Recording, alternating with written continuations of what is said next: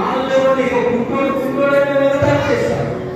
మమ్మల్ని క్షమించినాక అయా దయచేసి మా నోటి మాట ద్వారా నువ్వు ఇచ్చిన నోటి మాట ద్వారా మేము అనేక మందిని ఎదిరిస్తున్నాం, తల్లిదండ్రులు ఎదిరిస్తున్నాం. మమ్మల్ని క్షమించిన ఇప్పుడు వరకు ఇచ్చిన చేతులు జోడించే ప్రార్థన చేయాల్సి పోయి వాళ్ళు పడ్డాం, వాళ్ళ సాయం చెప్పాం, ఇంకో దొంగతనం చేసాం, అబద్ధాలు చేసాం. మమ్మల్ని క్షమించిన అని చెప్పి అందరూ ప్రే చేసుకుంటాం. దేవుడి దగ్గర క్షమాపణ అడుగుదాం. పిల్లలాగా